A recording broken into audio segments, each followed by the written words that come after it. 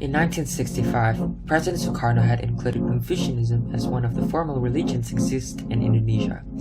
Looking from this condition, the freedom for Confucian believers to exist and to be able to carry out their worship should have been ascertained. However, it all changed in such a short period of time.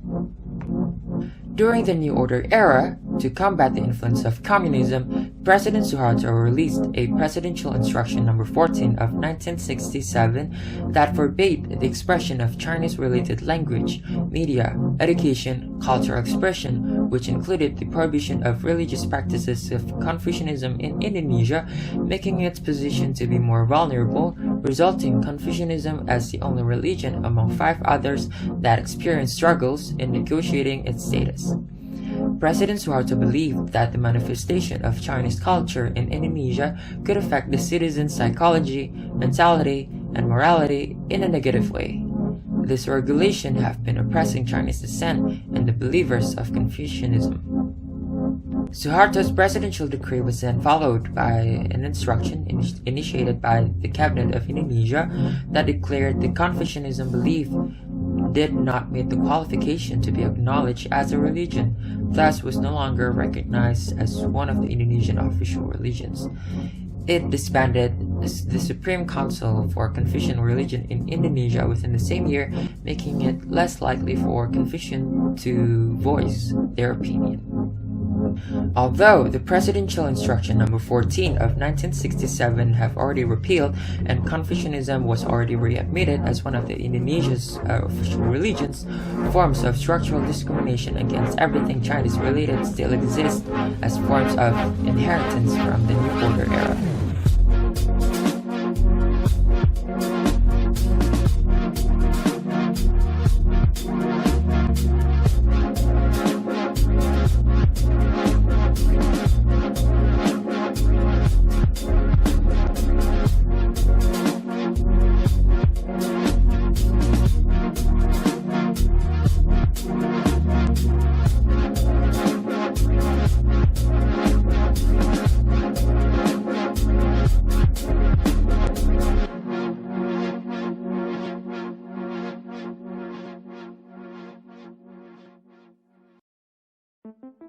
Although in 1965 President Sukarno had included Confucianism as one of the formal religions in Indonesia, Confucianism believers became vulnerable when Suharto came into power and committed to fiercely combat communists in 1967.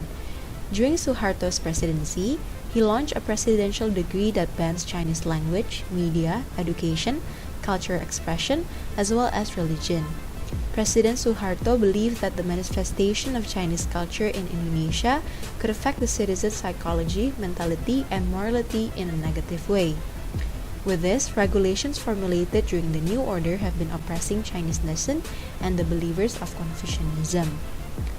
One of the examples is how Confucianism believers were facing difficulties in civil registration process, including marriage. This was experienced by Budi Wijaya and Leni Guito, who was unable to obtain marriage certificate if they do not change their religion into Buddhism. Another example is how Confucianist believers were prohibited to become the member of the People's Consultative Assembly of Indonesia, or MPR. These oppressions were also experienced by our interviewees, where she specifically said how during the New Order, discriminations towards Confucianists was more seen through actions. This includes the prohibition to wear Chinese dress or anything related to Chinese nuances, to commemorate events, to speak in Chinese language, and how they were forced to change their religion into Buddha. She has also experienced how she needs to hide her worship rituals. She needs to make sure that the fragrance of the incense should not be smelled by other people. On this occasion, we had the opportunity to interview the daughter of the chairman of Yogyakarta Confucianism Association. Her name is Alia, a student at Universitas Wicana, as our resource person who will help us to tell the dark side of the story experienced by followers of Confucianism since the New Order era until today. Yang direnggut itu pasti banyak banget ya. Yang pertama mungkin dari cara berpakaian juga itu nggak boleh dipakai. Misalnya biasanya orang Tionghoa atau orang Konghucu identik dengan warna merah atau baju-baju yang bernuansa Chinese itu nggak boleh dipakai. Terus bahasa juga itu nggak boleh dipakai. Terus apa lagi ya, acara itu nggak boleh meriah, nggak boleh kelihatan gitu. Istilahnya seperti itu, nggak seperti sekarang. Kenapa? Karena sekarang itu apa-apa Chinese atau angpau itu kan pasti meriah banget ya, langsung mencolok gitu. Apalagi pada saat ini gitu kan. Kalau pada saat itu tuh nggak boleh, apalagi angpau itu kan nggak terjual ya.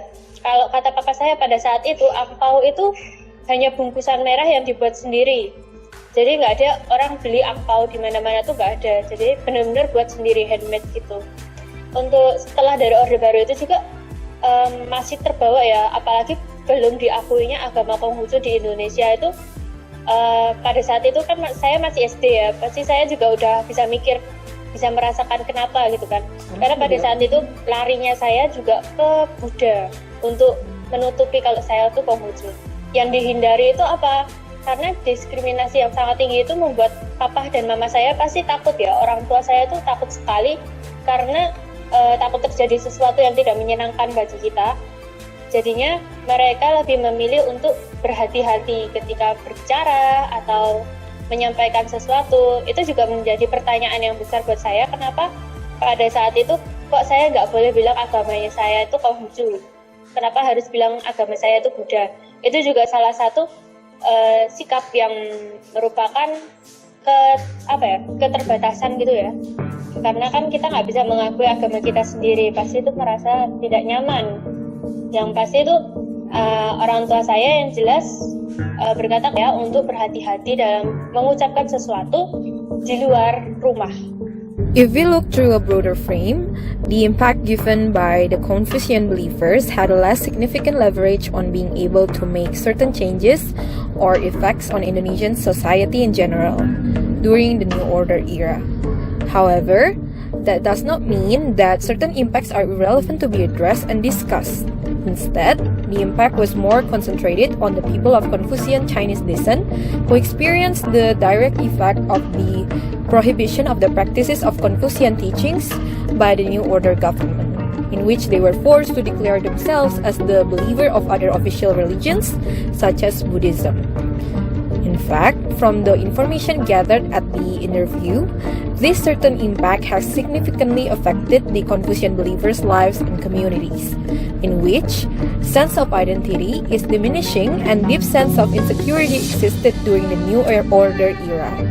The interviewee informed how even the seemingly insignificant expressions of Confucian identity was forced to be kept hidden in order to secure their lives.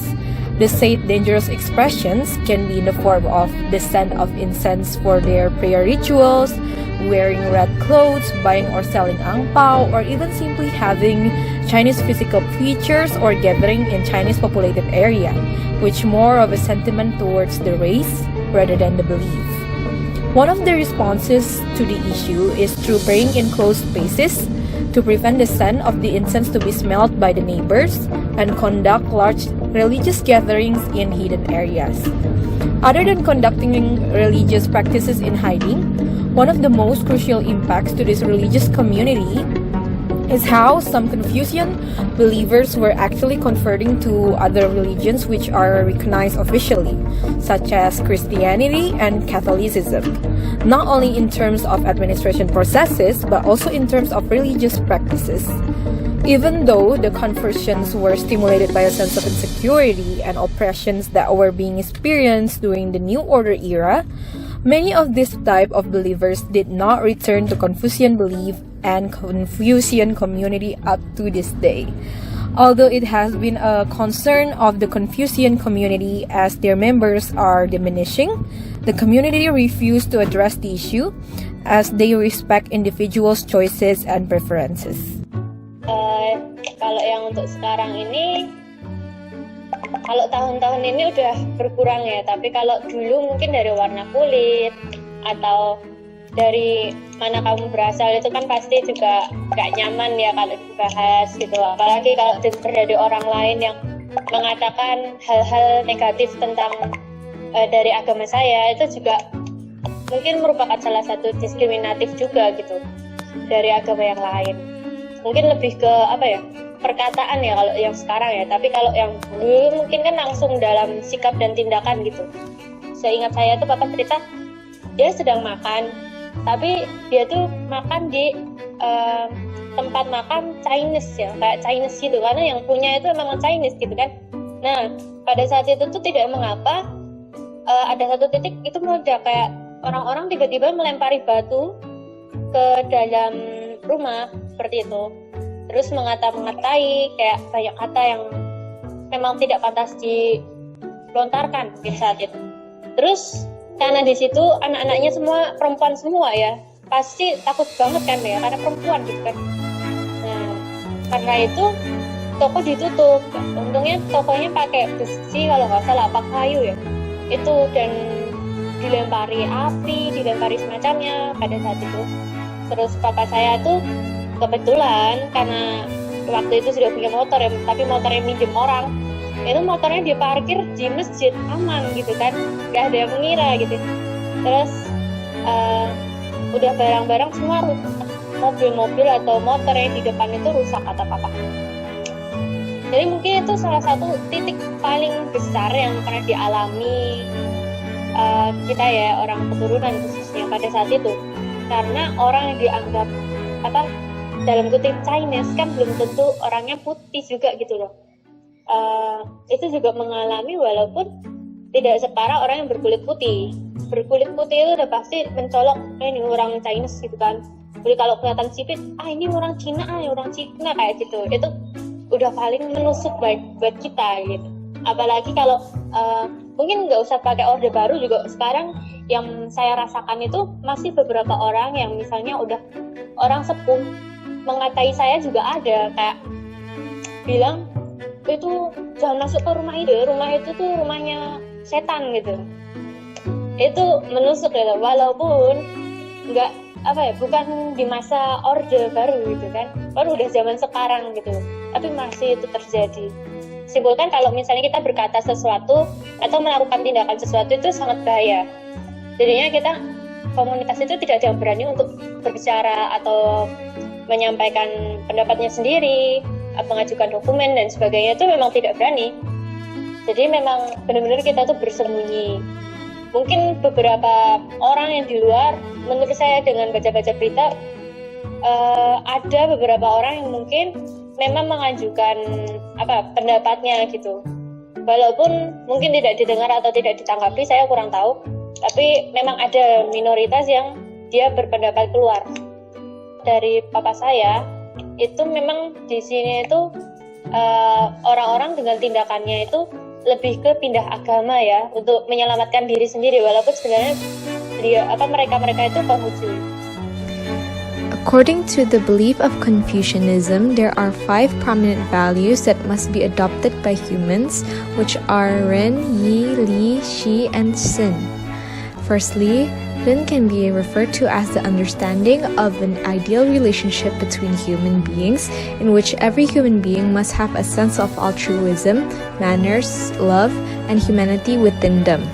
Confucianism refers the relationship between parents and their children as the ideal relationship, which is full of love and respect. This relationship also acts as a foundation to other human relationships. Second, Yi is defined as justice, which aims to pursue equal distribution of harmony among humans. Unlike the traditional Western legalistic belief, justice in Confucianism tends to be more ethical, to which it propels its believer to do the good and always have a sense of justice within them. It emphasizes the human heart, the caring and empathetic emotion with the motivating power to drive actions for the interests of others. Confucianism values the golden rule of do not impose on others what you yourself do not desire. Subsequently, Li represents the enactment of the proper social behavior. In the interview that will be shown later in the video, the speaker stated that the key to face discrimination and other injustices is patience. In the case of Indonesia's discrimination, Confucianism argues that government is established by the people to create an environment where citizens can live a moral life. To achieve this, the government has to provide good examples for the citizens to follow. Fourth, C means the knowledge of wisdom in which a person is able to differentiate between the right and wrong. Lastly, sin can be defined as integrity in which faithfulness and trustworthiness exist in interacting with others. Overall, Confucianism justice is not based on the moral or legal rights of autonomous individuals, but on a communal life of human beings, as we humans are social beings who live with one another, and it led to the constant formation of social and political relations. Talking about teachings and purpose of life in Confucianism, or the primary beliefs, Confucius was primarily known in China for giving moral advices to leaders of the country, and it is also about individual morality and ethics and the proper use of political power. So there's still some debate whether Confucianism is a religion or simply a practice to better the mind, body, and soul. There are 6 main classifications for beliefs in Confucianism, and it includes the Yi for righteousness, Xin for honesty and trustworthiness, Chung for loyalty to the state, Li includes in ritual and etiquette, Xiao, love within the family, love of parents for their children, and love also for the children to their parents. And then the last one is benevolence, or humanness towards one another, and it is one of the most important Confucianism virtue. One of the famous sayings in Confucius, quote, "The essence of knowledge is having it to apply it, not having it but to confess your ignorance," unquote. And for the main foundation of being religious in Confucianism, it can be divided into 8 confessions of the faith. It is the belief of God, belief in virtue, upholding glory, belief in the souls and spirits, strive in the pursuit of devoted ideas, belief in the Holy See, and following the spiritual clapper, put full faith in the holy path. And then so this part would talk about religious symbols and its meaning in Confucianism. So there are 4 main symbols that represents the belief and views of Confucianism. These include Confucius as the Chinese character for water, Chinese character for scholar, yin and yang. And the symbol for Confucius represents the man who began the religion itself, and he is one of the most important person that come from this religion. He was very interested in the moral conduct of people in society of China. And the second symbol is the Chinese character for water. It is made for as water is one of the most important 5 elements in Chinese philosophy. And water is viewed as a life source, which most likely comes from its importance in the natural world in sustaining life. Third symbol, the Chinese character for scholar, is made for the importance of knowledge and self-awareness. Confucius believed one could never have too much knowledge, and the idea of an education has become very important in the Chinese society today. And the final symbol, yin and yang, is one of the most famous one, and it's common also other forms in Chinese religion, has different meanings, and the general meaning is that the circle represents a whole, while the halves and dots depict the opposites, interactions, or balance in individual's life. When we're talking about the localization of Confucianism in Indonesia, it is pretty visible that some of the aspects of the religion itself are quite localized already, and it shows through some aspects that has already shifted into external aspect from Confucianism itself, such as the Buddhism, Islam, and some of the Indonesian culture itself. For example, the worshipping place for Confucianism in Indonesia is called Litang, which came from an Indonesian language, and also for the Bible of Confucius, which called Kitab yang Empat, which is also in Bahasa Indonesia and not in Mandarin language. And furthermore, the organization itself is also looking a bit more like Christianity and Islam. And the god is being called as Tian, which is also influenced by Islam. And what is also fascinating is also the fact that they have religious songs, which shows how the Christianity plays its role in the assimilation of this aspect. And after the prayer, the Confucianist believers usually say Tiantai, or it also meant Amen. And it is a saying or greeting that came from Buddhism actually. So we can see some visible variables inside the Confucianism that has localized within the Indonesian culture, whether it's externally, whether it is from the Indonesian culture itself, or even from some other religion that is actually existed in Indonesia, like Christianity, Islam, and Buddhism. Confucian communities face a form of structural discrimination based on political interest, causing Confucians to become victims of those who are fighting for power, basing their behavior on sincerity and accepting whatever is given. However, discrimination is still felt as a long impact and a legacy from the previous ruling regime. Cliché, but it's true. Don't judge people by their appearance, because as the previous regime considered their existence to be a bad influence, they were the ones who suffered the most and who needed help the most. Karena kan sekarang juga udah zamannya guru itu kan sudah cukup bebas ya, terbuka, jadinya nggak ada harapan lagi sih ya, karena ya udah cukup gitu loh. Kalau kita mengharapkan yang lebih, nanti malah terjadi sesuatu juga nggak baik gitu hasilnya. Semisalnya ya, saya mengharapkan umat yang dulunya Konghucu balik ke Konghucu, nggak bisa kan? Misalnya sekarang teman-teman saya juga yang keturunan udah pada bencar kayak ke Kristen, Katolik, atau ke Buddha, mereka juga nggak mau balik ke Konghucu karena menurut mereka agamanya sudah paling nyaman buat mereka. Ya apa adanya gitu. Ini sudah terbaik gitu. Karena kalau misalnya kita kembali ke zaman dulu itu juga sulit. Kalau misalnya kita meminta lebih itu juga sulit. Mereka nggak mau balik juga sama aja gitu loh. Jadi kita nggak mengharapkan lebih, ini sudah lebih dari cukup gitu untuk kita. Dibebas itu sudah lebih dari cukup.